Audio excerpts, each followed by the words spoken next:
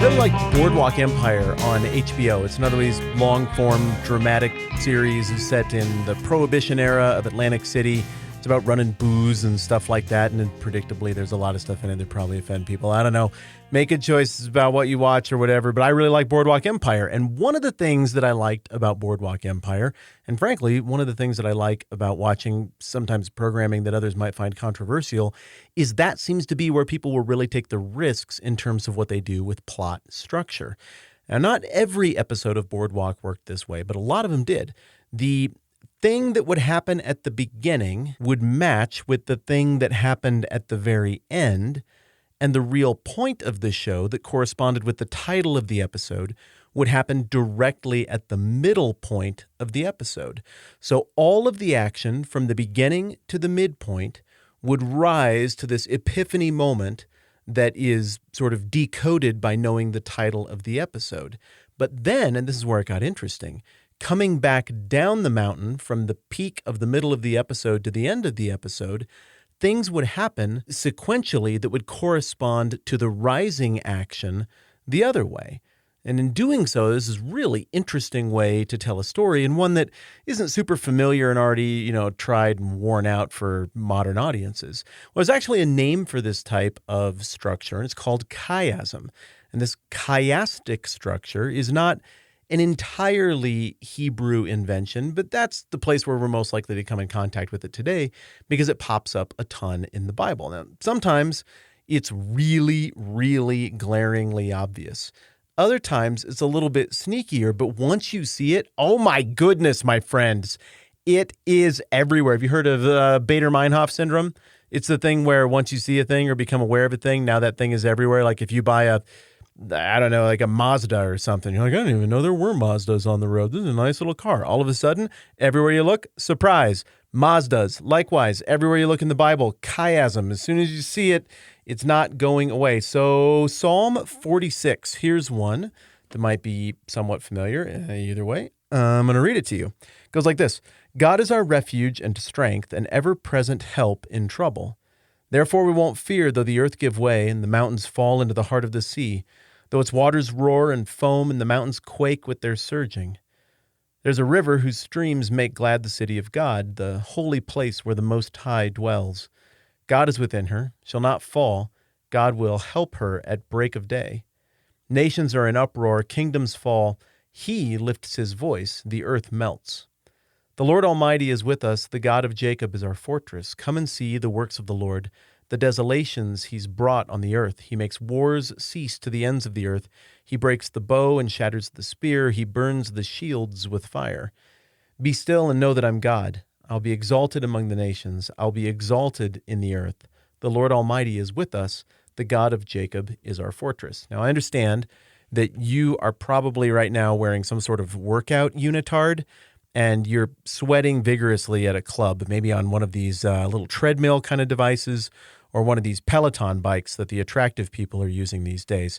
So understanding that you probably didn't break down all of that wall of text, just try to work with me here because I think you'll see it. So imagine a mountaintop. It's a very vigorous mountaintop, like an upside-down V kind of mountain, like the kind you would draw when you were a kid. The beginning of the action of Psalm 46 and the end of the action of Psalm 46 are identical. Think about it. God is our refuge and strength and ever-present help in trouble. So God is our refuge. And then the very end is the Lord Almighty is with us. The God of Jacob is our fortress. Beginning of the mountaintop and the end of the mountaintop are both about God being our refuge, verses 1 and 11.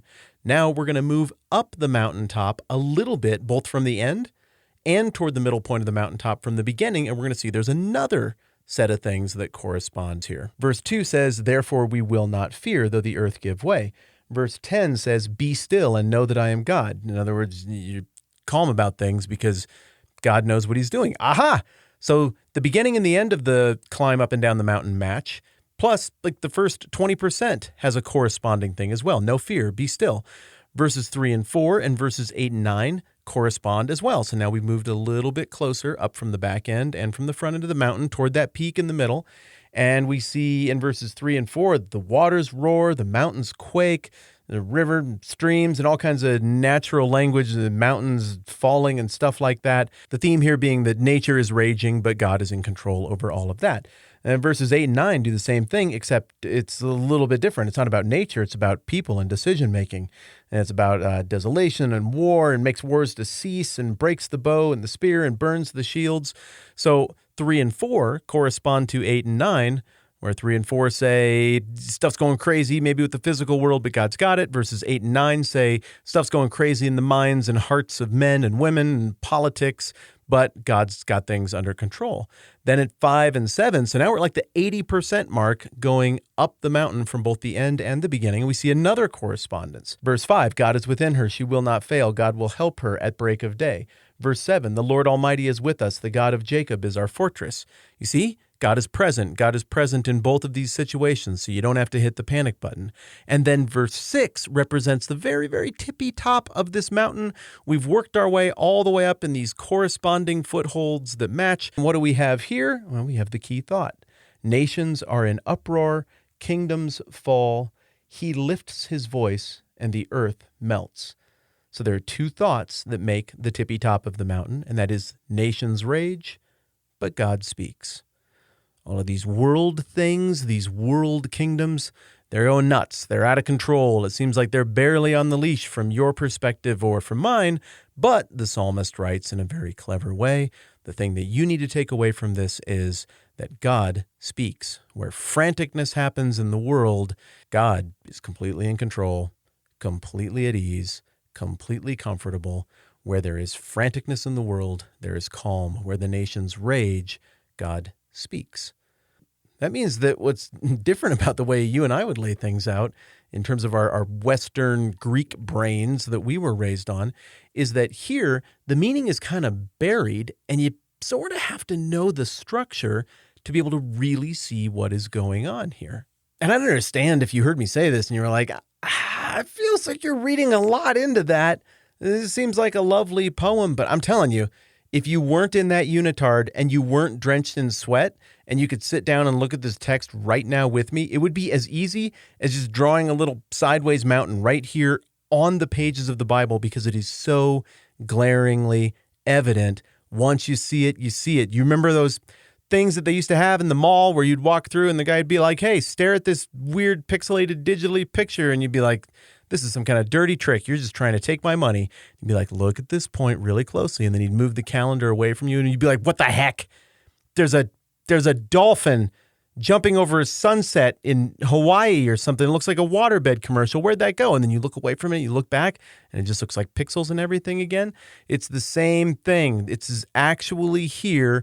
And once you see it, you'll be able to let your eyes go in and out of focus just a little bit to grab that image once again. Why am I talking about this? Very, very simple. We are in Matthew chapter 5. We are thinking about the structure of the Beatitudes. And yesterday we talked about 3 proposed structures of the Beatitudes, those being that it's kind of a corresponding 10 Commandments list. I probably poo-pooed that one a little bit too dismissively. I really do strive to be fair to perspectives and positions that I don't think are the strongest. I'll try to do better on that in the future. The second suggestion for what the structure is of the Beatitudes is that it's one progressive thought. We worked through that together and broke it down. I thought that was pretty interesting. Could be that that is part of the deal here as well. It does seem to work. And the third thing that we look at is it's just a simple 2 sides of a coin. The first half of the coin is about the vertical relationship between people and God, and then there's a pivot point, and the second half of the coin is about the horizontal relationship that is born out of that between people and other people, and all of these blessed are statements relate in one way or the other. This then would be a fourth proposal, that what we're actually seeing here is rising and falling thematic action. We're seeing that upside down V, that mountaintop structure, where the beginning of the Beatitudes would correspond with the end of the Beatitudes. And tomorrow, we're going to break down exactly what that looks like and consider what that might mean the central idea of the Beatitudes are. In other words, we are fixing to crack the code, and everybody else before us was stupid and wrong about everything, and only here on this podcast with this thing that totally nobody else has ever thought. Okay, this is all ridiculous. Other people have thought of this. Lots of people have thought of this. I'm just trying to explain it in a way that's going to make sense for all of us. And I think this really is the strongest case. So we'll break it down further tomorrow. Thanks, as always, to everybody who supports the program at patreon.com/thetmbh podcast. I saw a couple more people signed up today. I mean, it's like $1 or $2 each. I know it might not seem like a lot to you, but I saw that come through today on my email. It was really encouraging. So anyways, thanks a ton for making this thing happen. Go ring out your unitard, and I will catch you tomorrow. I'm Matt. This is a 10-Minute Bible Hour podcast. Let's do it again soon.